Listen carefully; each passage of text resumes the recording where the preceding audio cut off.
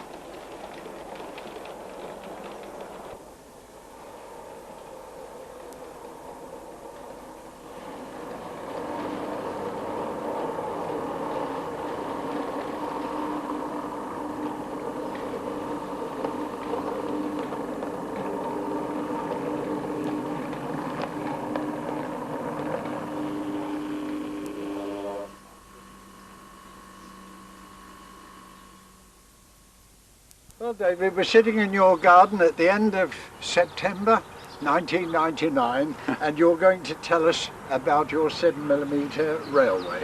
Well, I shall try. Very warm welcome to my model railway. You've just seen the Lakelander Express run through the layout and arrive at my imaginary terminus, which I've called Kendal. But before we show you any more, I think we should make the point that the layout isn't quite complete. In fact, it's nowhere near complete, and that should become very, very obvious as you see the next few pictures. And maybe if Jack and I had spared a few more years, we might come back and have another go later on. Anyway, the line represents an imaginary branch line from the Settle and Carlisle Railway at Dent Head down to an equally imaginary terminus at Kendal, about 24 miles away. Now, I've made some fairly outrageous assumptions about the prototype geography, not outside the bounds of possibility, but certainly quite radical. So I think probably what we need now is a bit of a diagram to show you what it's all about. Just one point, David. How long is it since you started this particular layout? This one is about 4 years into construction. You started it in 1995, I think. All this has been done in a space of less than 5 years? Oh, yes. Right.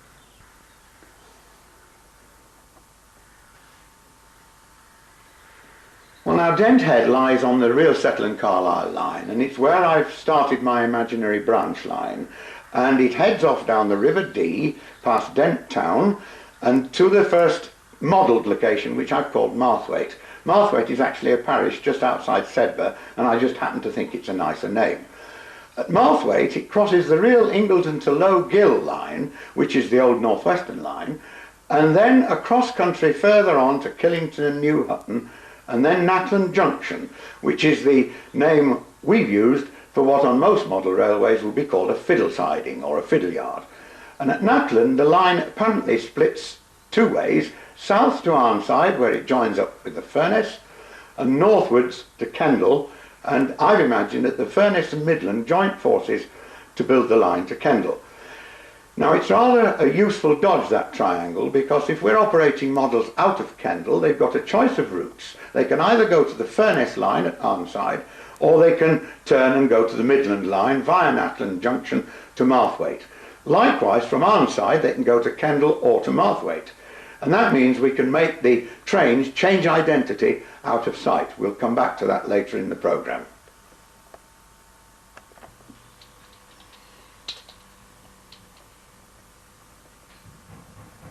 Well, so far so good, but how could this idea be achieved in a shed that's only 32 foot long by 18 foot wide?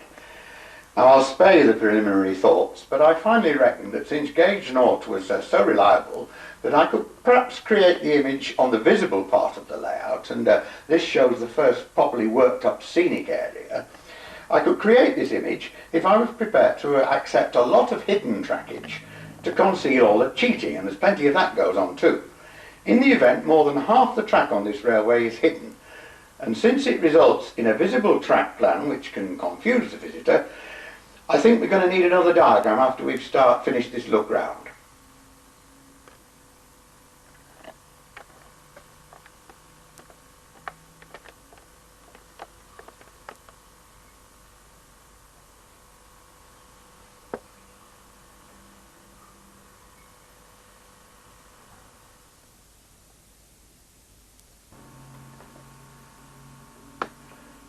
Well, now when you come into the railway room, you come in through an outside door here, through a lifting flap, and immediately on the left you see Marthwaite Station, beyond which is the viaduct and the tunnel mouth, which we've just seen. On the opposite side of the railway as you come in, there's Kendal Terminus. Now, workshop and other equipment down the middle, by the way. When the line leaves Marthwaite, it goes up and behind Kendal like that. It actually goes below Kendal, but it's easier to draw it behind. Comes out again here, where it joins up with the exit from Kendal, and across the flap, and completes the circuit. But before it does that, another line branches off and goes into a conventional fiddle yard, which is actually behind Marthwaite. So we've got three parallel sets of railway. We've got Marthwaite with the fiddle yard behind it, and we've got Kendal, which is the third stretch of railway, and we've got the running loops below there. And just to add to the fun, we've got some reversed sidings up here which represent Ingleton, so that we've got several operational possibilities. Kendal, round the circuit through Marthwaite, back round and into the store here, or we can go Kendal straight into the store, or we can go from Marthwaite in reverse direction to what we've called the Ingleton sidings over here. And when a train leaves Kendal, bound for Marthwaite, it can, if necessary, change identity. Suppose it leaves Kendal and it's supposedly going towards Barrow. During that stretch of its run, it's out of sight. So when it comes back into Marthwaite, it can pretend to have come from Barrow. Remember that triangle on the original track plan. So there's the basic scheme of things, and all you can actually see are the spaces between those tunnels and between Kendal and that bridge. The rest is entirely hidden.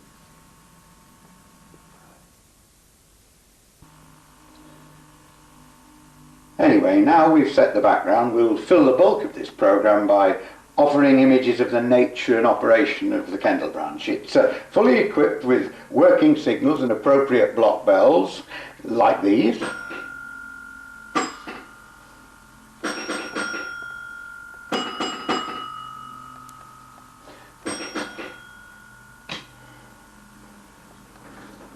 And with any luck, the train should start to appear. We normally operate to a proper programme in real time, but for this programme we've just set up a few demonstration movements. And this one is the morning pickup goods, which we're going to bring to a near stand before giving him the road to set forward and eventually start his morning shunt.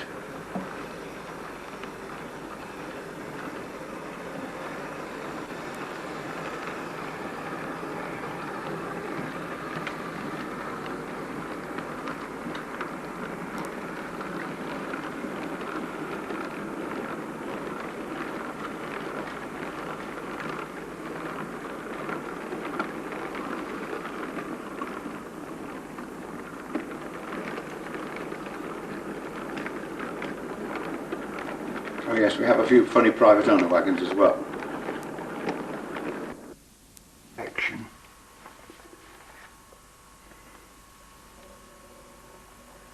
Well, today we're especially lucky thanks to my good friend and that very well-known modeller Ken Payne having decided to pay us a visit at the same time as Jack. And he's going to be driving the trains for most of the things that follow. And we're going to start by looking at Kendal itself. It's a terminus whose name is not too unlike the through station on Ken's own layout, though for rather different reasons. I think his is a play on his own name, and Kendal itself means Kent Dale, the valley of the Kent. It wasn't my idea, it was a non-railway enthusiast who thought that one up for me. Was it? I thought it was just your name, Ken. Well, never mind. Welcome to the club, and we'll let you drive the trains. Cheers.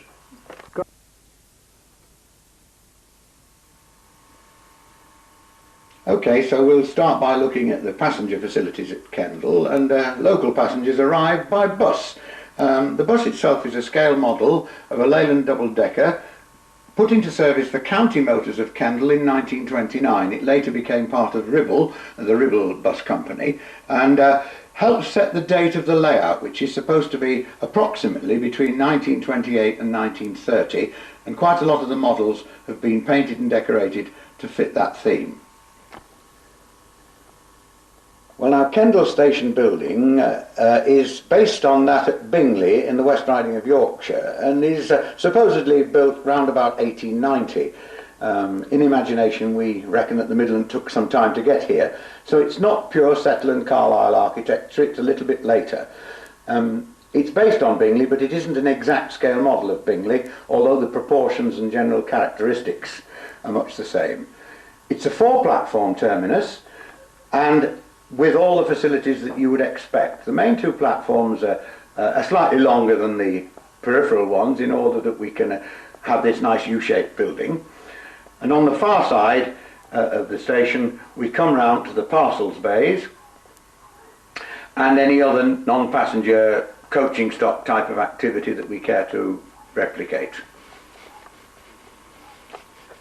This is where the lack of finished scenery is beginning to become a bit obvious, with bare-topped retaining walls and not too much clutter around as yet, but I think we get the general idea of what's going on. So we'll start the operations with the very first scheduled movement of the working day, which involves the little 044 tank engine of the Highland Railway.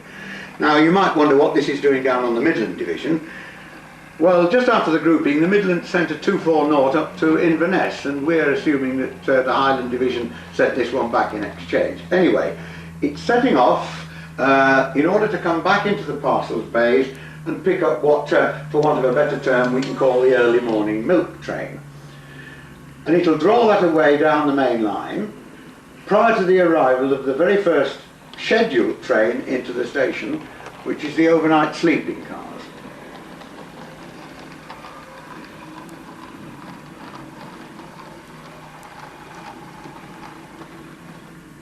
And here she is coming down into the milk bay to pick up the first 2 or 3 of these vans.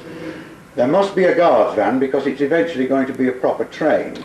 But initially, it's going to pull down onto the main line in order to detach the newspaper van off the back of the arriving sleeping car train, which is the next movement we shall see.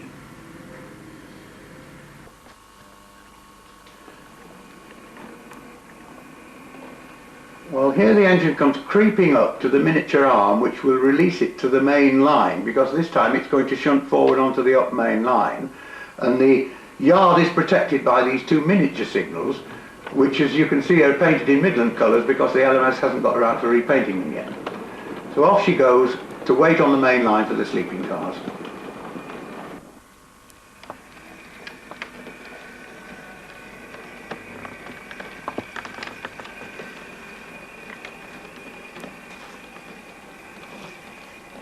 And now it joins the main line with the vans, and it'll go down under the gantry and stop under the protection of the starter signal, which is beyond the gantry by the overbridge, and it will simply wait there until such time as the express is belled through and arrives. Right.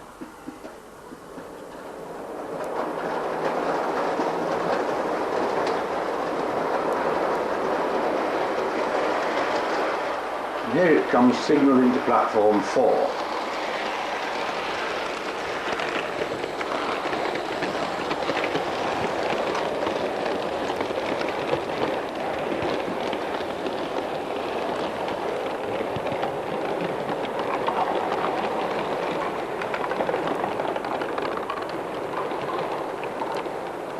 Belpaire 440, one of those built by Dealey, not the ones rebuilt from the Johnson original, and it's pulling a completely mixed bag of carriages to represent what it might have looked like in the 1920s. Well, can you tell us what these vehicles are, David? Yeah, well, at the back is the 12-wheel sleeping car. It's a former West Coast joint stock clear-story car, sort of put out to grass from the old Northwestern system. Then there's the newest carriage on the train, which is an LMS standard sleeping car of 1928. They've just been introduced into service. And then for those who couldn't afford the sleeping car charge, there was a standard composite, first and third. And then at the front, there's a luggage van and anything else that happens to be coming down the line. The last vehicle is the newspaper van, which will be taken off later. And this engine will stay in position there, in theory, for the next 2 or 3 hours, providing steam heat to the train. You see, it's supposed to be 5 o'clock in the morning, and the passengers don't have to get out until 7:30, so the engine has to stay there, providing some heat.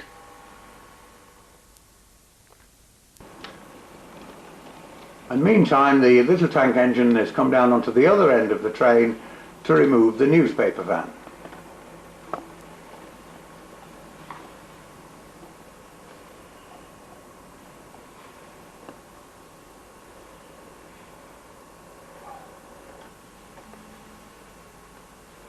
Goes the little engine, this time as the early morning milk train, and on this occasion Lord Marthwaite must have a racehorse to send somewhere, because Kendall is sending a horse box down to Marthwaite at the same time.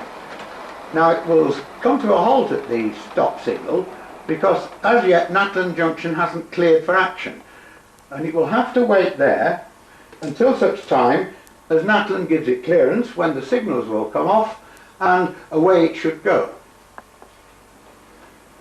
And now it goes off to Marthwaite, the splitting distance telling the driver that he's going to turn right at the next junction.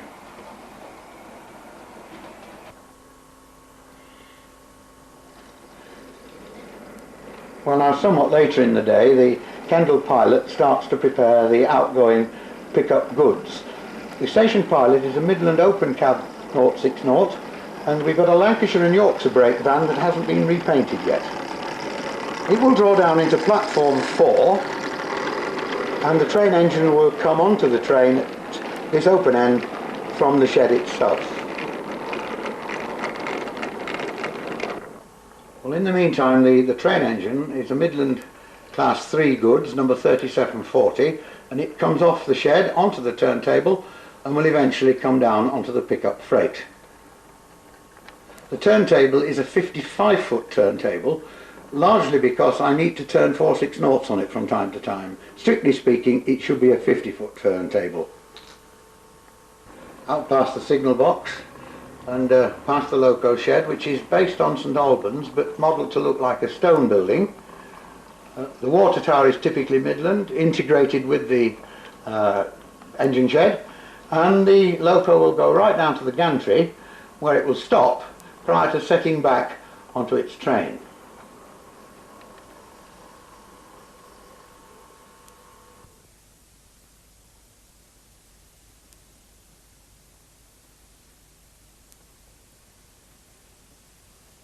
And here it comes onto the train over a full array of double slips and three-way turnouts, just as good Lord and the Midland intended, and eventually will join company with its train.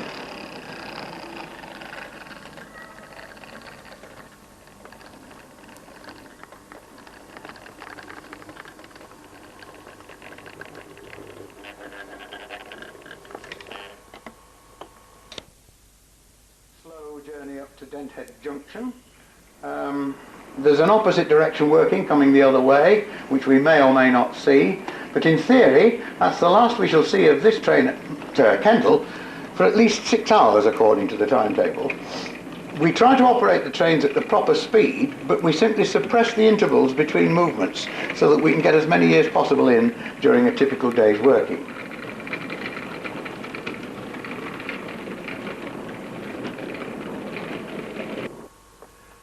Well, now the goods yard itself is fairly conventional. It has all the facilities you might expect.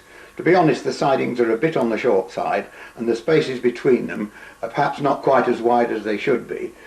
But the impression is to try and give the sort of cluttered effect that you would find in a country goods yard.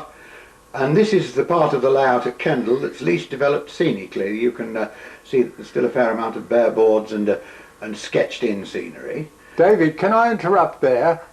We've just seen a lovely little crane vehicle. Oh yes, that was made as a present to me by my pal Barry Lane, one of the operators of the layout, because it's meant to stand as a sort of transshipment crane between the canal, which will sit in this little basin, and the siding. Right. The station's supposedly built on the site of the old Kendal Canal terminus, truncated just this side of the overbridge, which is a real bridge in Kendal itself. And the station is supposed to sit on what was the old canal basin. And tell us about those cottages we're looking at now. Well, they're built to a slightly smaller scale to give you a sort of diminishing perspective view, and they are out of line with the railway itself to suggest that it goes away at a different direction than is actually the case. Although you can't see it from here, the railway is actually already underneath those cottages, not running behind them. In other words, it's a fake.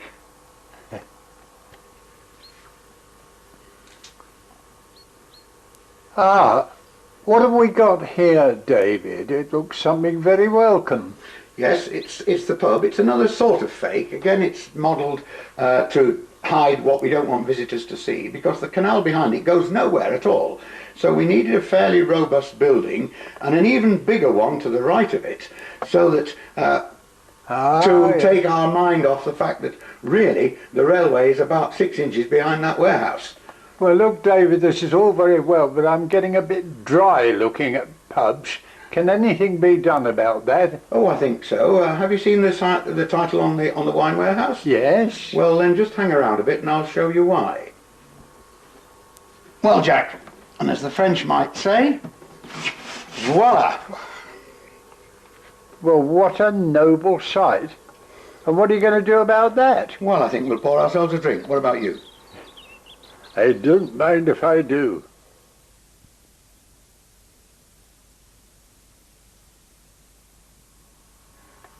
Now, this set of coaches is one of 3 local sets we have on the railway, and we use this for what we call the furnace line trains, and it's arc roof stock, mostly of Glasgow and South Western Railway origin, apart from the Midland 6-wheeler in the middle.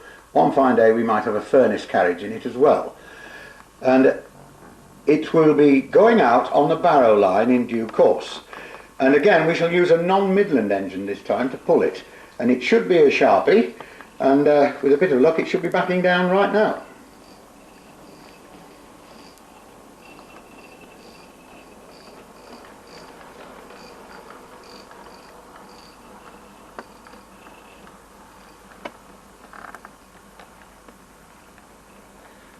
These dainty little engines were built for the Furness Railway and the Cambrian Railway, and the LMS gave them their lovely lined out livery, and it was this sort of consideration that made me feel that I wanted to model this late 20s period, because of course most of these were scrapped around about 1928 to 1930. I don't exactly know when 10133 went, I suspect round about 1928, but it's a pretty little engine and I think it looks nice.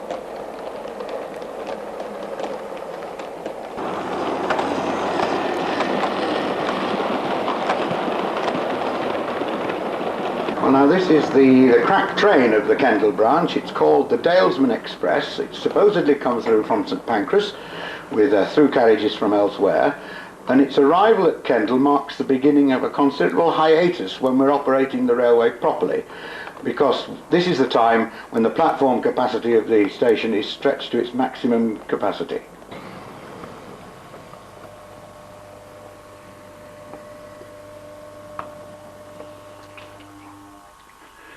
Well, the engine is a Horwich Mogul. It's number 13004, which was based at Carnsworth until 1932 and remained red until that date as well. And it's the sort of intermediate type of engine which I think the LMS might well have used on this sort of working. So now let's have a look at the train itself.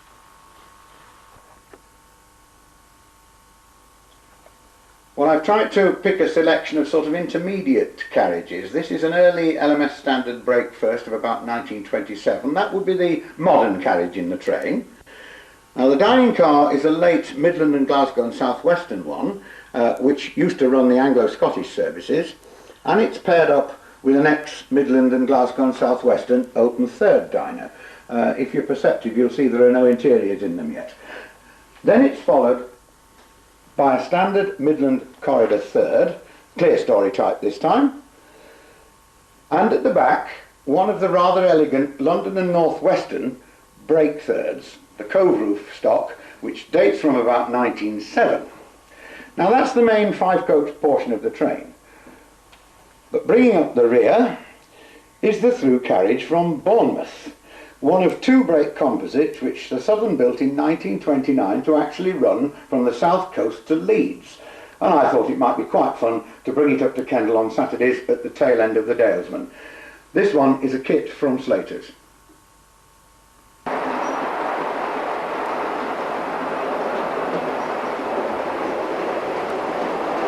Well, hard on the heels of the Dalesman comes the Newcastle Excursion, and here it is.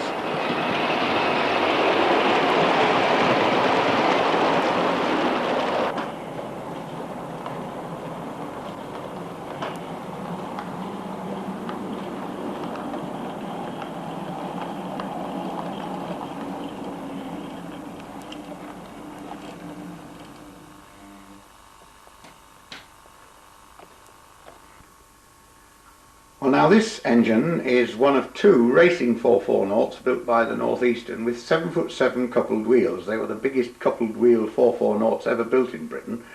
And I picked this prototype because I thought it was a fair chance nobody would ever make a kit of one. No doubt somebody will prove me wrong. Anyway, Peter Everton built the model, and I think it's supremely elegant, and I wanted an L&ER train. And being a bit of a carriage nut, I also wanted some interesting carriages. So the first two off are Great Central, Clear Stories, and I have to confess I bought those. I didn't make them. And they're followed by two North Eastern Railway slab-sided matchboard stock. Not everybody likes these carriages, but they're quite easy to make and they look different. And these are the sort of things that you would find on an excursion train. And it's tailed off by a Great Northern articulated pair, the only two corridor carriages on the train. And the idea is that this train is a Saturday-only excursion running through from Newcastle. The L&ER did have running powers over part of the Settle and Carlisle, as far as Hawes and beyond, but they never used them. But I thought in imagination they might just as well. So here we are, all the way from Newcastle. Well, now this is the hidden secret of the layout, the converging double junctions at what we call Natland Junction, or as the operator who has to perform down here calls it, down in the black hole. We even have a crib for him to know where things are, drawn on the baseboard top. Now, if you remember, we had a furnace train leave Kendal some little time ago, and this is how we would service it out of sight of the main part of the layout. It comes in from the left, down from Kendal, joins the avoiding line behind Kendal and would normally stop somewhere across the flat about there. Now at that point it's completely out of sight of the viewer. And you could change the engine here if you wanted to. You could certainly change the engine there, and when we've got a few more engines this is precisely what we'll do, because it was a train from Kendal to Barrow.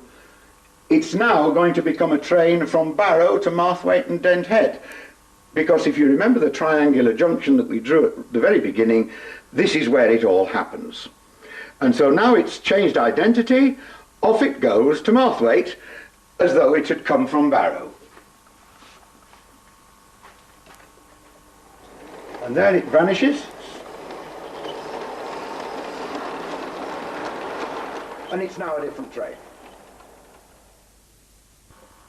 Now the bulk of the hidden trains are actually concealed behind Marthwaite, and the only way we can find out what's in there is to use this mirror, so you have to be able to operate mirror image fashion as well as everything else down the hole. And we're going to show you how a mineral train would get out from the storage sidings and circuit the layout before finally appearing at Marthwaite for its next manoeuvres. So here it comes out of the storage sidings, traverses the flat, and then instead of heading for Kendal, disappears right round the back of Kendal, not to be seen again.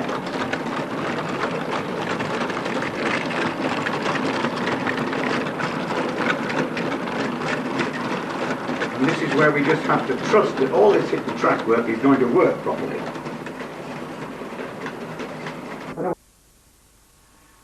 Well, it's quite a long way from Dent Head to Marthwaite for the mineral train, so long before the mineral arrives, the Furness line train, which set off from Kendal for Barrow, now reappears at Marthwaite as though it had come from Barrow.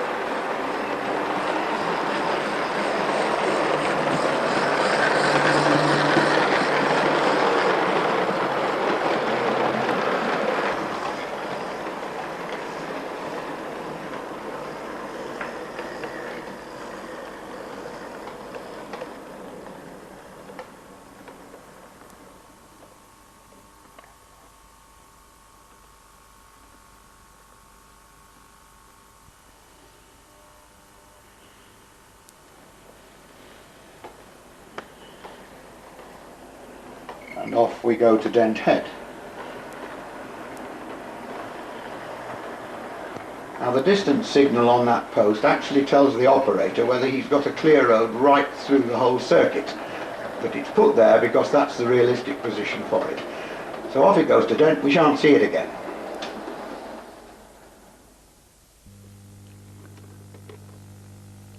I'm going to take a walk from the river up under the railway bridge to the station.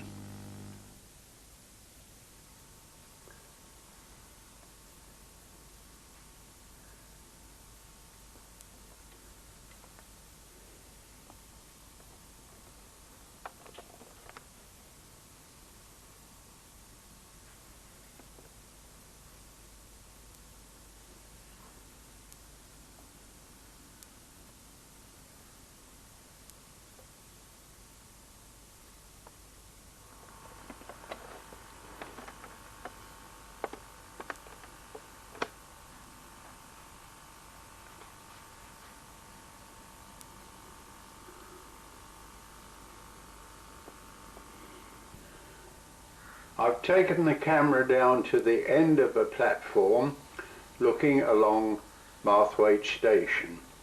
David, can you tell us a little bit about Marthwaite Station that we're looking at here? Well, unlike Kendal, which is mostly non-Settle and Carlisle, apart from the goods shed in terms of architecture, this is where I've really tried to give the Settle and Carlisle flavour. And it's inspired by Dent, and the track plan is very similar to Dent, and the building is modelled on that at Dent. The track layout has to be compromised a little for model purposes, but in general, anyone who knows Dent will recognise the place.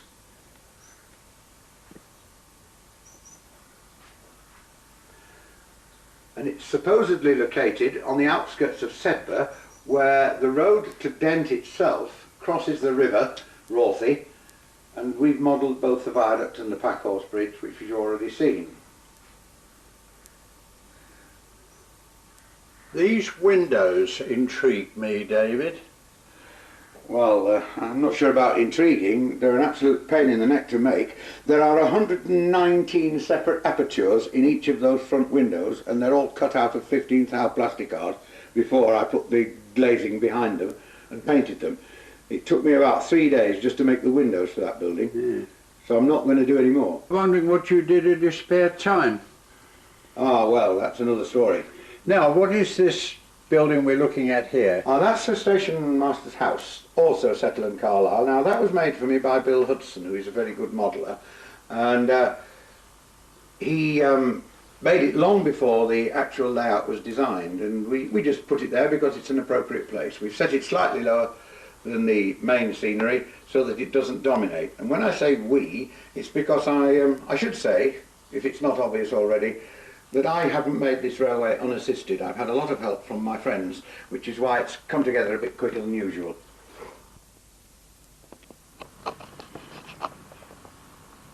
We've got a little bit of time before the mineral arrives, so let's take a walk from Marthwaite along the road and see what we see. The signal box, David. Yes, well, that's one of two boxes on the layout, made from that well-known etched metal kit, but neither of them, as the kit was designed, that's shortened by 25%, but is otherwise fairly standard. And that was put together by Chris Matthewman, who is a very fine 4mm scale modeller, who also helps me run the railway and wanted to do something in 7mm scale. And he put together those beautiful signal boxes, and very nice they are too. For now, what I'm looking at is the dry stone wall. Yeah, well, you're reaching more or less the end of where the model part of it happens. This is an unashamed copy of an idea of Norman Solomon's, yet another friend. I was ill about 5 years ago and I can't do a lot of heavy work, so he came along and helped me do a lot of the heavy work in baseboard building and track laying, and he also showed me how to make these dry stone walls. They're made out of fire cement, and you just emboss them with a piece of plastic that you carve with a soldering iron. It's really quite quick. And there we see the foundation of it. Yes, they're just built round corrugated cardboard, glued onto the baseboard. Right. It's amazingly simple. Let's continue on our way rejoicing. As yet unmodelled part, apart from the buildings, which are installed so that we can get some idea of where they should sit and what sort of scenery should go around them. This is a pair of Midland cottages. Actually, it's a quartet of Midland cottages, styled on the Settle and Carlisle, made by Arthur Whitehead, yet another friend, who is one of the operating team as well.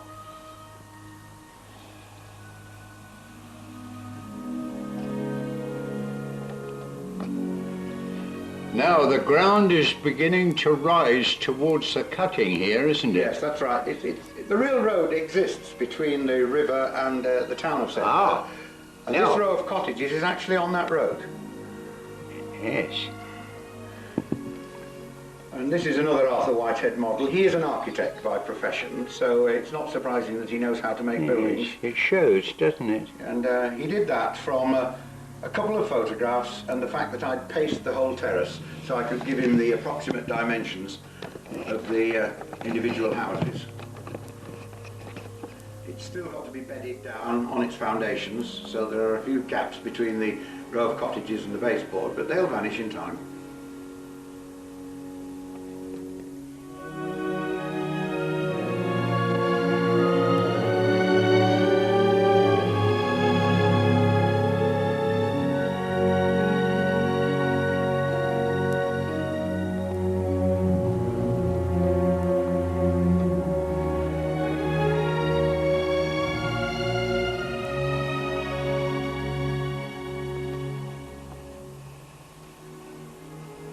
Ah, now we have the pub.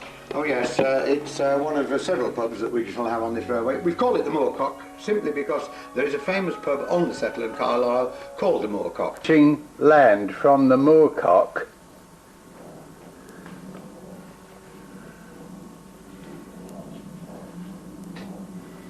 And there's the tunnel. Now from the tunnel we go to this. And tell me about this, David. Well, that's another Arthur Whitehead model. I made most of the railway type structures on this layout, but Arthur did a lot of the line side buildings, including the other pub and the big warehouse at Kendal that we've already seen. This is a little backyard in Sedbergh, and again it was modelled just from a couple of photographs and a few paced out dimensions. And again you can see that there's a lot of bedding in to be done, the walls are to be finished, and there's a bit more development to take place in this corner, and maybe we'll have time to talk about that later. I think now Marthwaite starts to get rather busy, doesn't it, David? It gets very, very hectic indeed, and Ken, who likes watching the trains go by, is going to have his work cut out now for the next 5 or 10 minutes. The Marthwaite operator really has to be on his toes at this stage in the proceedings. It's sort of early in the morning, and the first of the 2 mineral trains is arriving. It's behind a London and North Western 8-coupled goods engine. It's the heaviest freight engine we have, painted in intermediate livery. The first 4 vehicles are loco coal for Kendal, then sand for Kendal, and then lots and lots of empty mineral wagons which will go out loaded later in the day, and yet some more of our funny private owners. Yes, What's that? indeed, that's you, Jack. You're a quality yarn spinner and weaver, according to that. Well, this mineral train is, in theory, servicing the various quarries and institutions on the line, so it tends to drop off wagons on its inward journey and pick them all up again on its outward journey. It's coming inbound at the moment, and it will leave 6 empties here for movement onwards later. And it will also get itself into the lay-by in due course, because there are other things going to be happening very soon afterwards.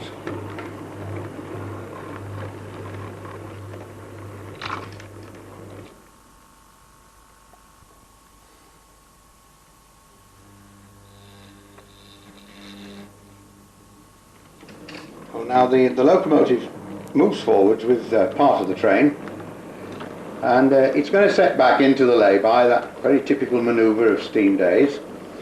To do this, it has to seek permission to shunt into the forward section, which we would normally do with the appropriate bell codes, but we've suppressed those at the moment, just to save a little bit of time and effort.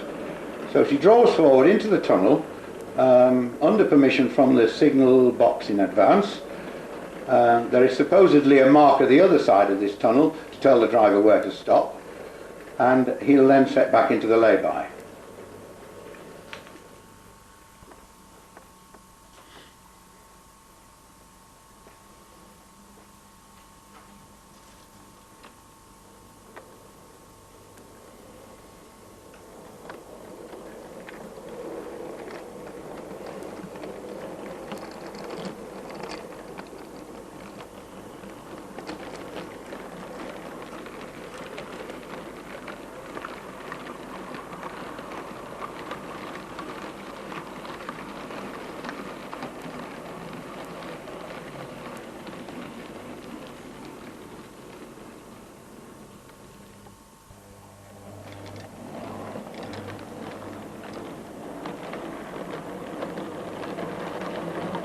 The engine now goes back onto the main line to rejoin the rest of the train, and then it will put the whole train reformed back into the lay-by on top of the empties.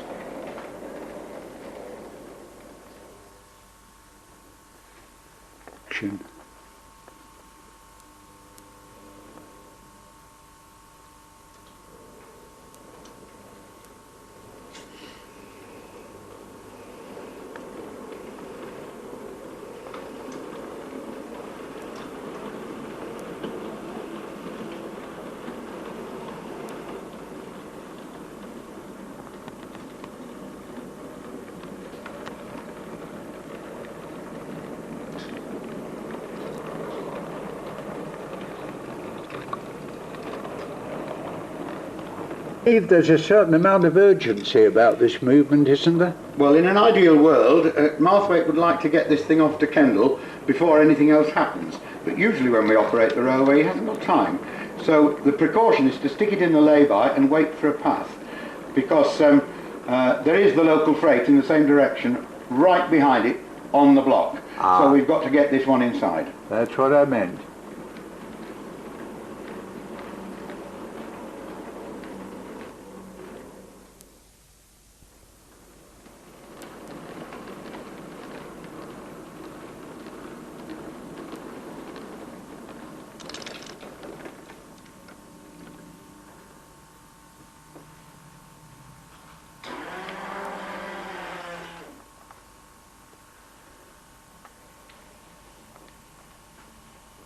This is libelous.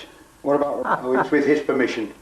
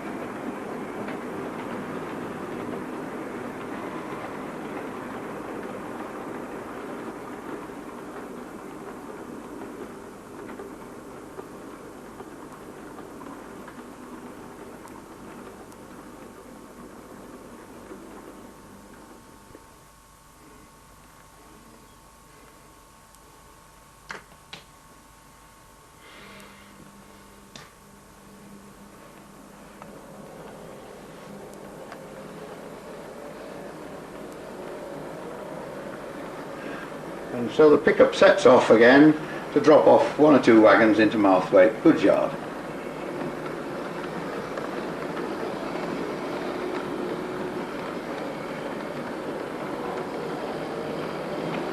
But it's unlikely to achieve it just yet, because here comes the other local freight from Arnside. And we've now got 3 freight trains at Marthwaite. Now this is a Lancashire and Yorkshire engine, which we use an LNY1 to simulate the Furness railway section. And this is a sort of example of the problems that happen at Marthwaite.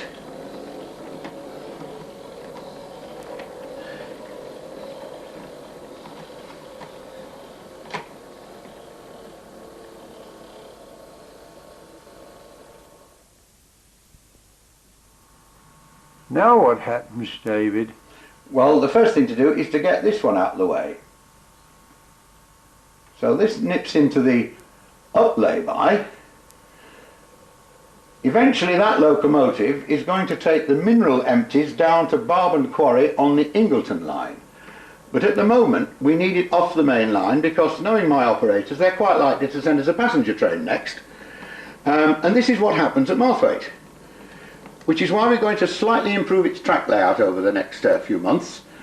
And I think this is a very convenient time at which to leave Marthwaite to get on with sorting out its own muddle. Good luck, Ken. I need it.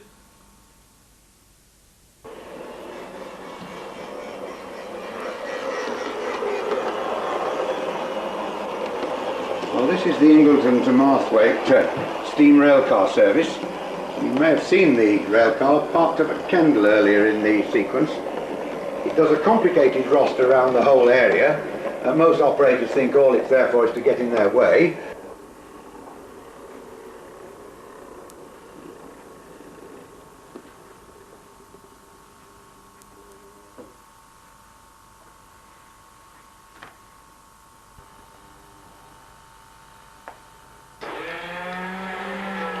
And that noise of the point motors, which we can't really avoid, and you just have to learn to live with them.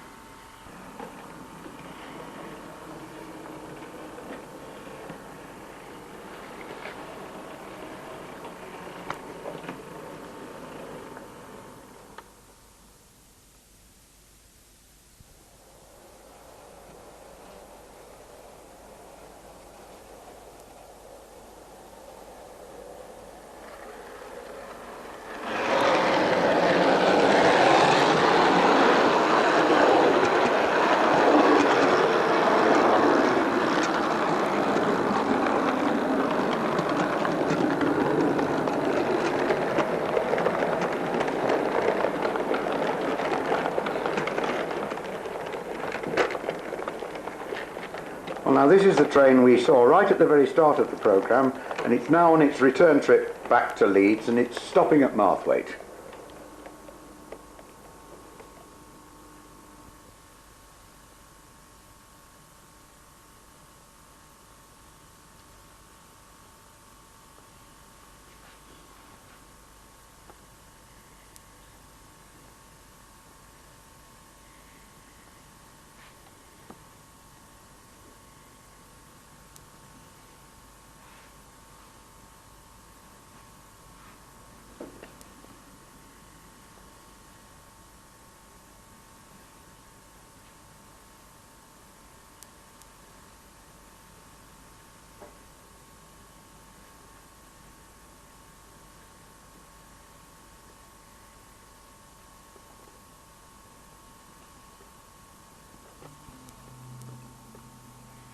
Now this train's a little bit too long for the station platform, so it has to draw up twice before departure. They used to do this quite regularly at Settle on the main line itself, because Settle station didn't have very long platforms. What have you got one of those things for, David? I think they're as ugly as sin. Oh dear, oh dear. It's, well, it's to date the layout, Ken, actually, because Sir Frank Ree was one of the two original Patriot 460s that were rebuilt in 1930 from Clawtons. And it went to Leeds as a matter of interest, and it never got smoke deflectors in its early days, so it puts the date at precisely 1930. It normally runs on one of my display trains, because this one eventually is scheduled to have a proper Clawton, but we haven't got that one in service yet. So that tells us that we're 1930. You don't know these very much, do you, Ken? No, it's all cab, no tender. No, Right, well, I'm keeping out of this round, going back to my fishing. Well, what can a man say?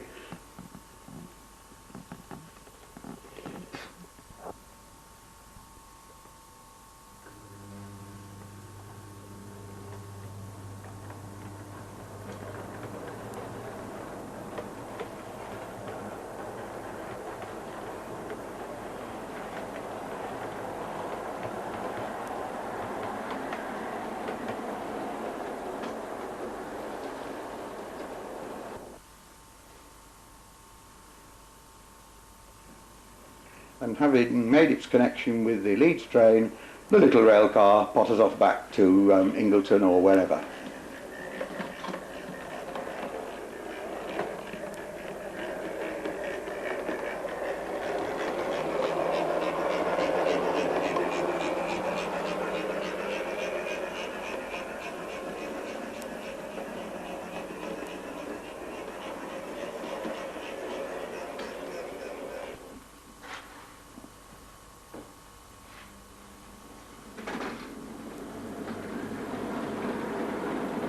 Well, in steam days, 2/3 of the traffic was freight, so we run a few special freights as well as the pickups, and one of them is a cattle train, and here it is behind a rather interesting engine.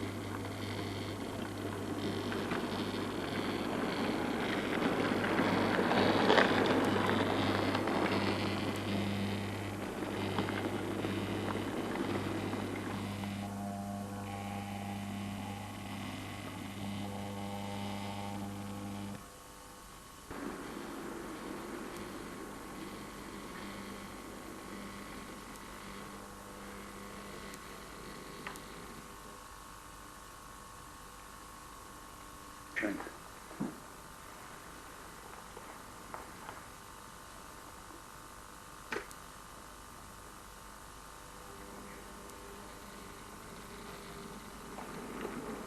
And the engine eases forward with the 2 cattle wagons for Marthwaite, and we'll set them back into the cattle pens.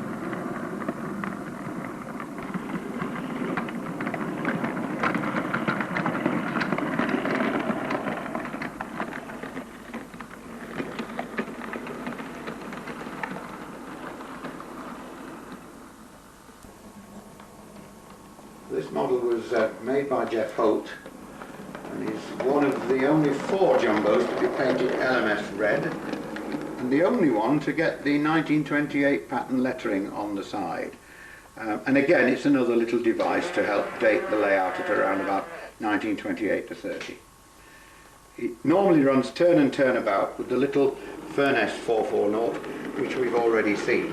And when it gets to Kendal, it will exchange duties with the Furness engine.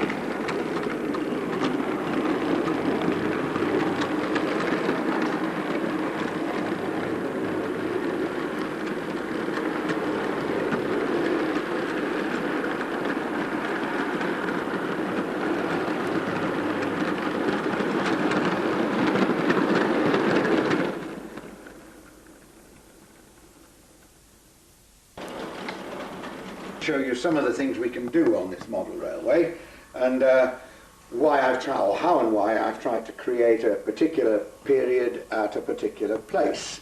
I chose 1928 because it's an interesting period of transition.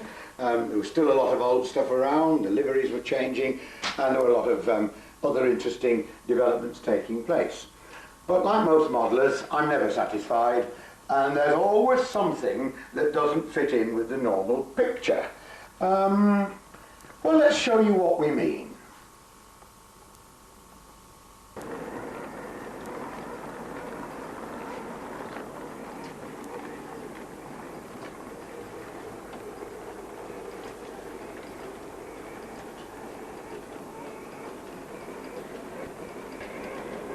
Well, this one's definitely a bit too modern for 1928. It is in fact a brand new Stanier 8F from about 1937.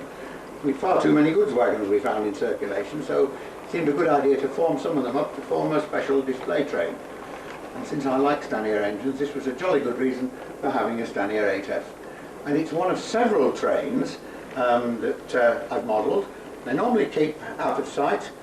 I call them my funny trains because they're out of period with the rest of the railway. And what we're going to do is complete this video by showing you some of the, what I call museum trains, just doing their thing round the railway.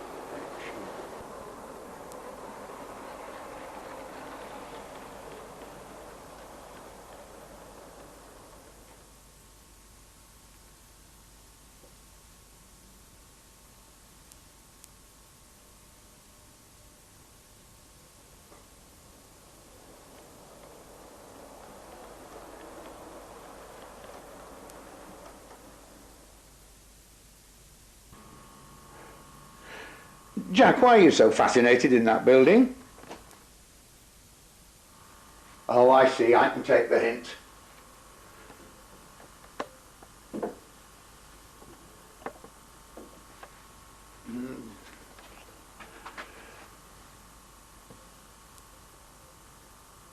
Cheers, everybody. Well, before we turn this camera off, and this they weren't expecting, my thanks to these two gentlemen for everything they've done. Jack for inspiring the idea, and I think without Ken driving the trains, it would have taken twice as long to do it. So thank you both, gentlemen. And thank you, David, for letting us come to your layout. Cheers. Cheers, David.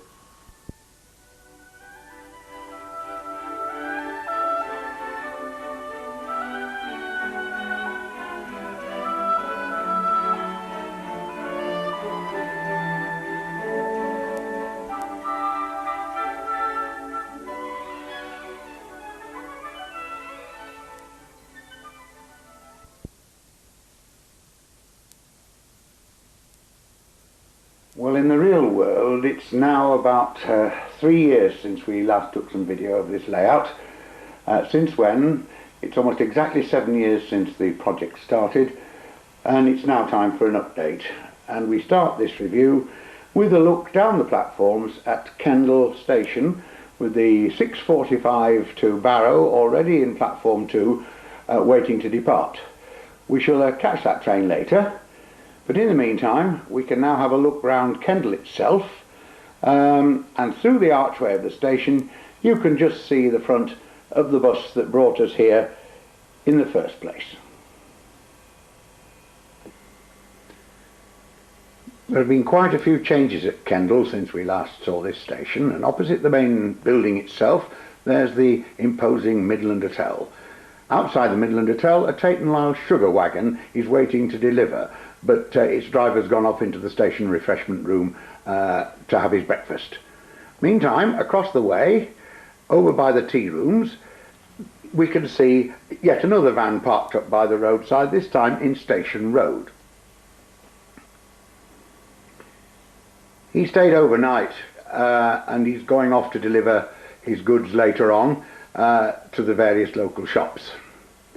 Past the King's Head, and a few more shops, and yet another delivery van waiting for the shops to open. It's still very early morning, 6:20 by the Market Cross.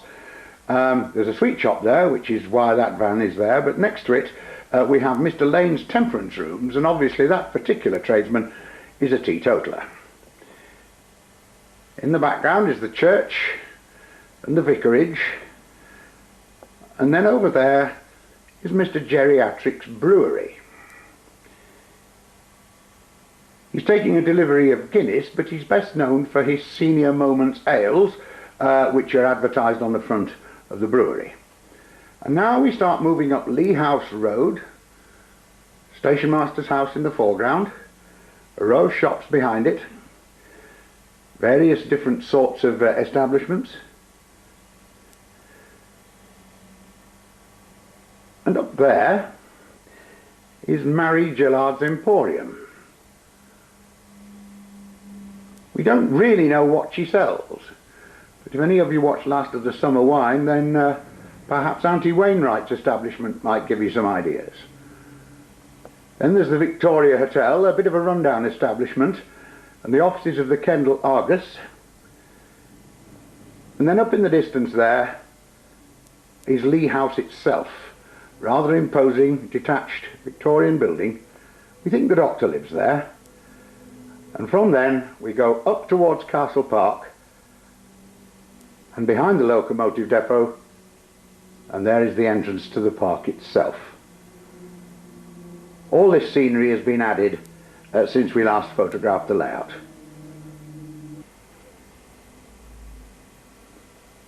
Well, as I said, it's quite early in the morning, but already the locomotives are getting ready for their duty, and over there, standing outside the shed, are two of them. One of them's a Lancashire and Yorkshire 060, number 12345, and behind it is a former Midland 440, number 809. They're rostered for the early morning local passenger trains and the local freight to Arnside. Swinging round the locomotive depot, there's the huge retaining wall round the turntable, and there's the mineral locomotive and another small 060 of London and North Western origin, and they too are getting ready for their work later in the day. Meantime, we've got time to look at what's going on the passenger side of things, and across there in platform 1 we can see the fairly newly arrived overnight sleeping cars from St Pancras, and they are in charge of a former Midland 440 which is number 773. It stays there for quite a long time because it's got to keep train heat going into the sleeping cars until the passengers wish to get out. Well, our train is standing in platform 2, and the first carriage we see is a brake composite with the first class compartments closest to the barriers, so that those who pay more money don't have to walk quite so far down the platform. Very elderly carriages these. There's a Midland 6-wheeler, the other one was a former Glasgow and South Western coach, and here's an even older one still, another Glasgow and South Western one, this time all third. There's a full brake, and the engine is in charge of this train rather, is an old London and North Western 240, number 5012, John Ramsbottom. We've negotiated a sort of daytime runabout ticket, and we're going to take this train as far as Sedgwick on the Barrow line.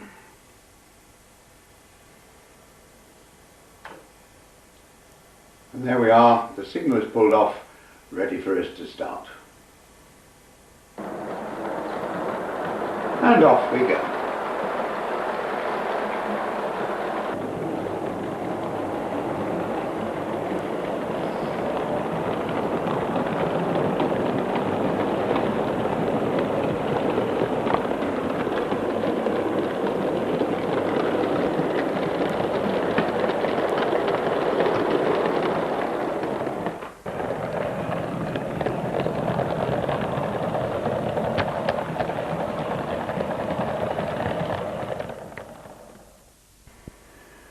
Well, as you can see, we had to stop because the starter signal isn't off, which suggests that Natland isn't quite ready for us.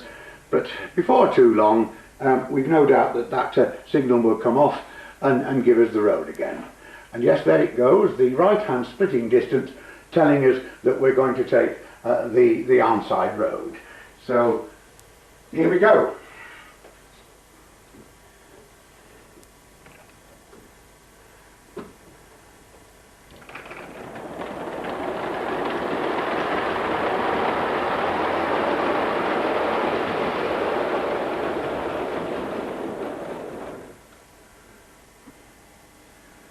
Now, while we're having our sandwiches at Sedgwick, it's perhaps a good time to have a look at the geography of the system we're riding on.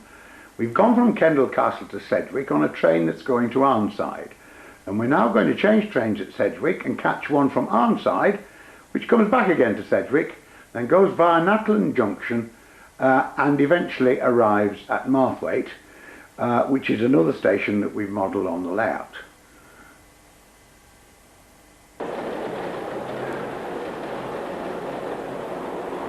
And here's our train arriving at Marthwaite. Once again, we seem to have managed to sneak a footplate ride.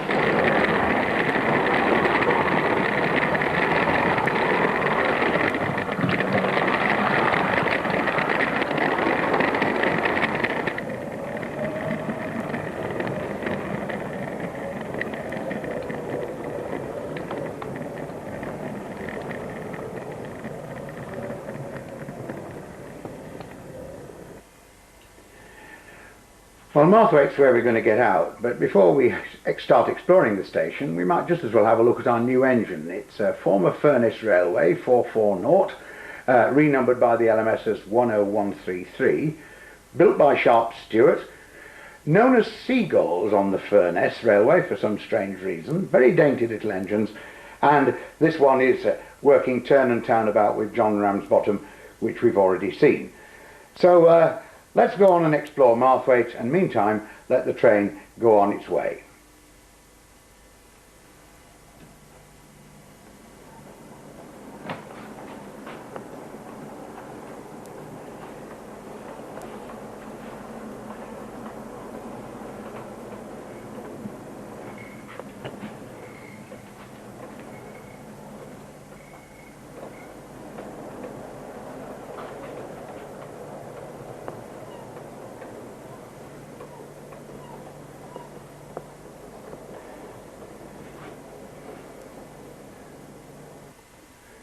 Now you may have noticed that when we arrived at Marthwaite there was a freight train finishing shunting in the down lay-by, and we might as well have a quick look at it because it's going to follow our train, or the train we've just ridden on, out to Dent Head just as soon as the next section is clear. It's in charge of a former Midland Railway Class 3 060 number 3740, which was actually shedded at Hellifield in the old days. And here she comes, setting off for Dent Head.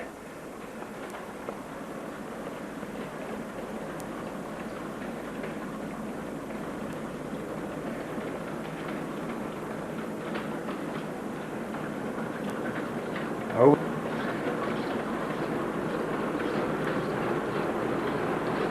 And away across the viaduct to Dent Head. Clearly the next section is not quite clear because the distance is still on, but no doubt by the time the train gets there it will have cleared the section to everybody's satisfaction and be able to get on its way. Well, Marthwaite hasn't changed too much since we last saw it. They've finally decided to fit some station lamps, which was not before time. And yes, they've even got around to building a cattle pen, and the local woolen mill has started to consign commodities to a couple of rather well-known textile merchants who live in rather distant parts. Further round, the breweries are obviously still in business, and we've got some trespass signs at the end of the platforms at long last. Whether you can read them, of course, is another matter. Probably not. But meantime, going round past the water tower and to the signal box, the local contractors are busy repairing the roads, not before time, and finally they've got around to refurbishing the milepost and the gradient posts on the line, and here we are 12 miles from Dent Head, where the line levels out as it passes through the rest of Marthwaite station. Well, hardly is the freight gone on its way to Dent Head than its opposite number turns up working from Dent Head, this time to Kendal.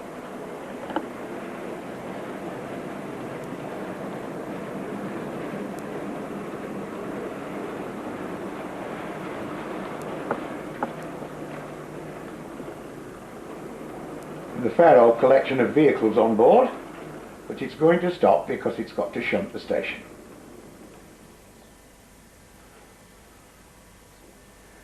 Well, we've been promised another footplate ride back to Kendal on this locomotive, but it's going to take a little bit of time to shunt Marthwaite before we can go on our way. So we might as well have a look at the engine itself. It's another 3F. This time it's number 3361. And it's just got the new style LMS livery with the numbers on the cab side and the letters on the tender.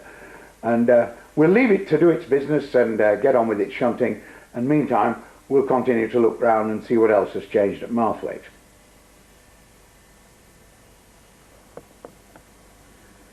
Well, not a lot, if truth be told. The row of cottages is still there. They've tidied up the front gardens a bit since last we came along. And the old moorcock up in the distance is obviously doing some thriving trade. It's got a brewery lorry outside delivering some liquid nourishment for the local patrons. There's the Lancashire and Yorkshire local set, which will do the first morning run to Kendal. And a new siding has appeared just off the down lay-by. You can just see it sneaking in on the left. Now this operation belongs to the Damond Blast Company. Sorry, we should say Damond Ballast Company. They're very particular how their name is pronounced. And at this siding, mineral trains are loaded to go down the main line, or rather go on the main line towards Dent Head. And there's just enough room in the siding to get about 6 or 7 wagons there. and the loading is done in a rather primitive way by these little side tippers. Heaven knows how many men it takes to load one of those goods wagons, but we're assured that they get it done regularly twice a day.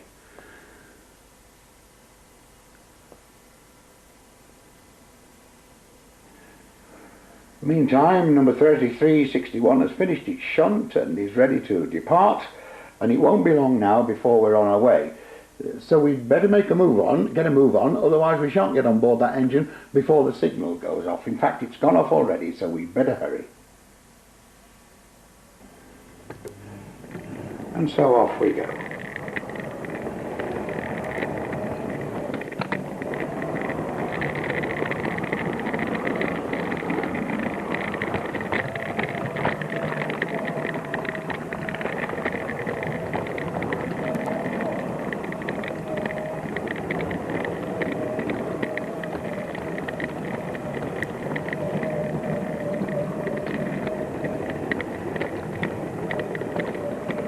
And once again, they're having to come to a stop because the next section isn't ready for us. But no doubt that signal will come up in due course, and we can get on our way to Kendal.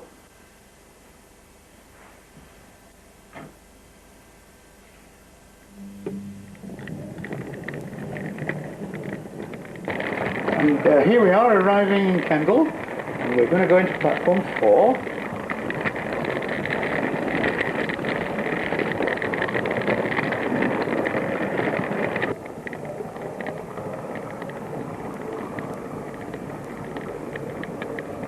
And here we are, slowly easing in to the stop blocks at platform 4. It's a passenger platform, but it's used mostly for freight arrivals, and it rarely sees passenger trains during a normal day.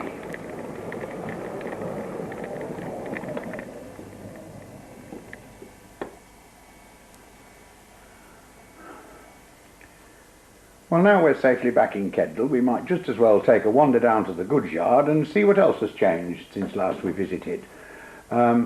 The railways put a loading gauge there at long last at the exit of the goods yard, and this is obviously relevant when wagons are loaded, and it's a very appropriate thing to have there. Nothing much else has changed at this end. It's now mid-morning, and the station pilot 1719 is taking a sort of a morning rest. But alongside 1719, you can see that at long last the cattle pens have been provided at Kendal. And one or two of the animals that have been serviced here, or rather loaded here, have left permanent reminders of themselves.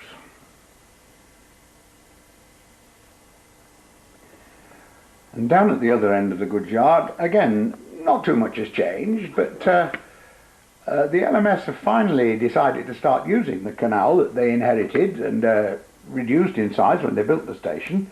And over there is actually a genuine LMS narrowboat. Goodness knows what it's carrying or where it's going. But it just makes a nice touch, and there's the canal wandering off into the distance. And behind it, the old row of cottages,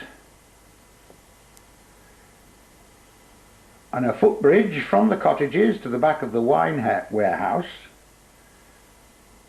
And way in the distance, sort of half hidden by trees, we can see the little jobbing garage of Messrs. Tinker and Cuss.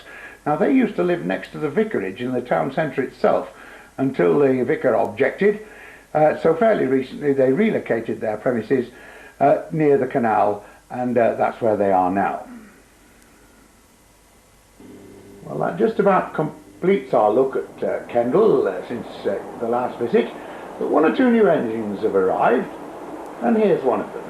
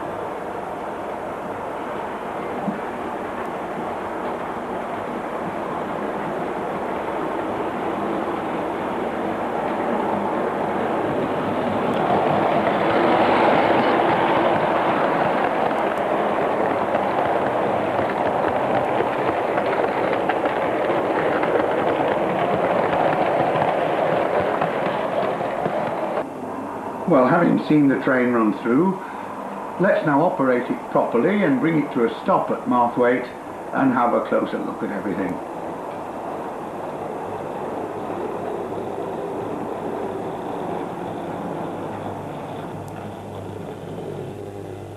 The small-boilered ex-London and North Western Claughton class 460, number 6018, Private W. Wood VC, and it was built by Jeff Holt with the proper cut-down cab, which it would have in LMS days to clear the Midland loading gauge.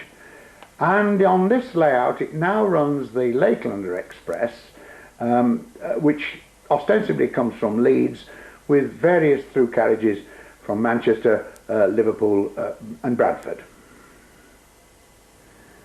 The train itself is a bit of a mixed bag. At the front there's a brake composite from Manchester Victoria, that's an LMS carriage, and behind it is a London and North Western coach which comes from Liverpool, and then behind those two brake composites is the main train from Leeds itself.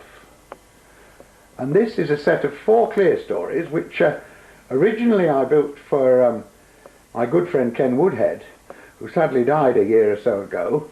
And before he did, he was cutting down his activities and said he wanted to sell some of his models. So curiously enough, I bought them back from him, and there they are, 4 of them. There's the dining car, and with a bit of luck we can probably see its headboard.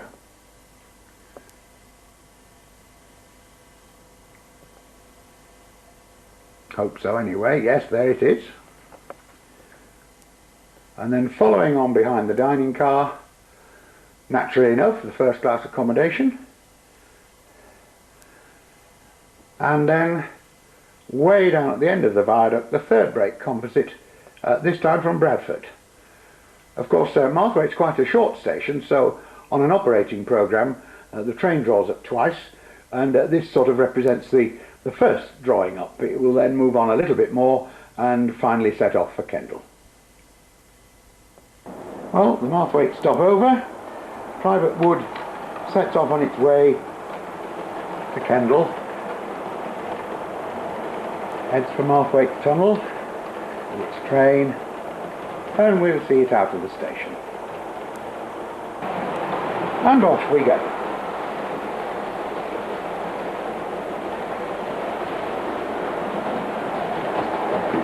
New, we'll have a look at the latest of the display trains, and we'll let it run through and then have a closer look as before.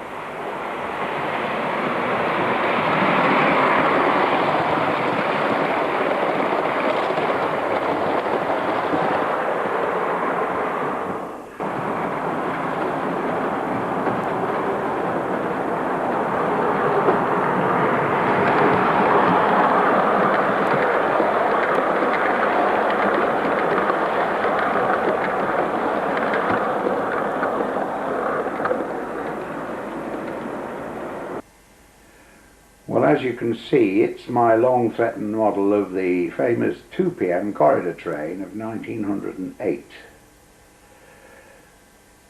The actual train consists of 12-wheel carriages, those magnificent Wolverton coaches of very famous origin, and the real train went north with 8 of them, but my layout's not big enough for that, so I've had to make do with 5, which represents the southbound formation. The locomotive itself is a George V 440. It's called Wild Duck, if you like, the original Mallard. And I've modelled the 4 carriages that come back from Glasgow, plus this one here, the first one we see, which is the brake composite, the through carriage from Aberdeen. There were also 3 carriages that went to Edinburgh, but as I say, there isn't room for them on the layout.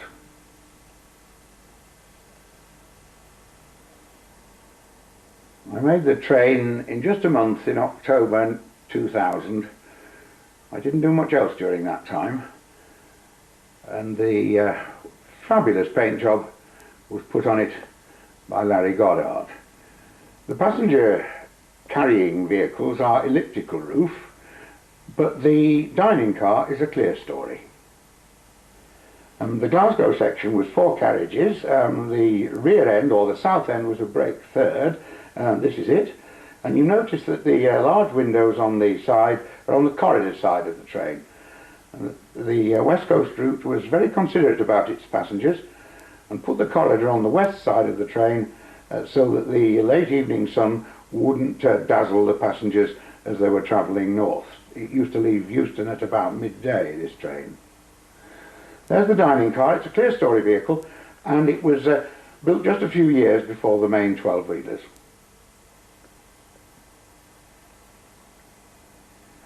I've made several of these Northwestern clear stories, but this I think is one of my better efforts.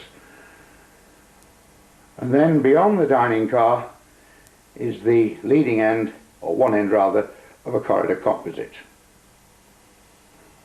Well, not only did the corridor composite have its corridor on the west side, but it also had the first class compartments next to the dining car. Everything was thought about for the benefit of the passengers in those days. And the Glasgow section was completed by a leading end brake third, or a north end brake third if you prefer, and it's opposite handed once again to keep that corridor on the same side of the train.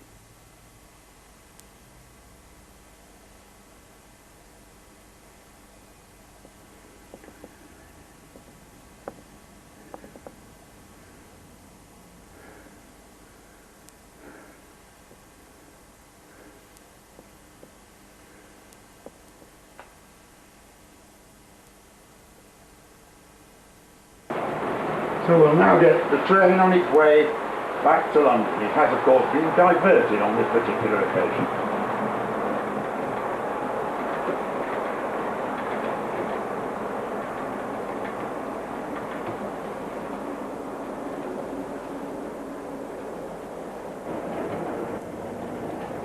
Well, it's just after 3 o'clock in the afternoon and it's time to leave Kendal, but before we do so, we've time to watch the crack train of the day arrive. And here it comes. It's called the Dalesman. It's in charge of a Horwich mogul, and it's going to run into platform 2. 6 LMS coaches and a southern one at the rear from Bournemouth.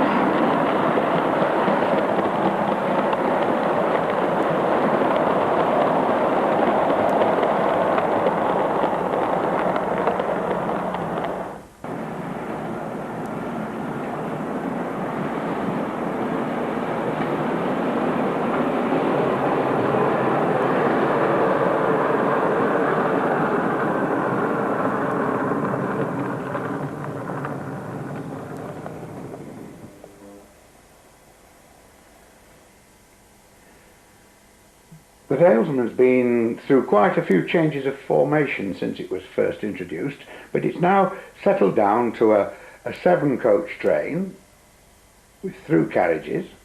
This is the brake composite for Bristol, a very new LMS carriage with no outside compartment doors. Then the main part of the train to London. The brake first at the head, yet another new LMS type with no compartment doors, making passengers much more comfortable. Naturally enough, we've got a dining car, which is a former Midland and Glasgow and South Western coach, and it's paired up with a rather luxurious open third diner. And then we come down to the third class end of the train, where the carriages are a bit older. It's a nice Midland clear story corridor third,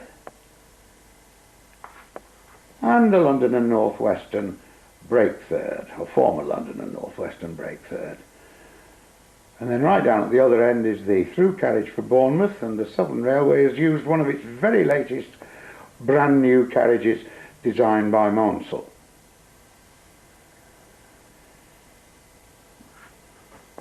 Well, we're going to catch the Dalesman back to London, so we'll watch the engine come onto the train.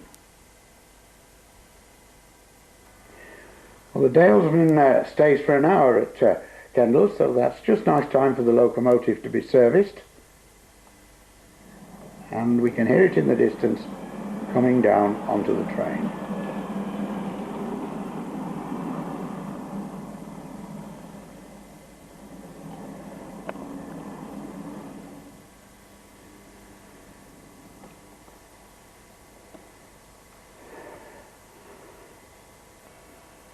Well, we've come a long way since we first started taking pictures of this railway in its very early stages, and since we started with an express train coming over mostly bare boards, perhaps we can think of no better way of finishing than by seeing the train in its latest form as it leaves Kendal bound for distant parts.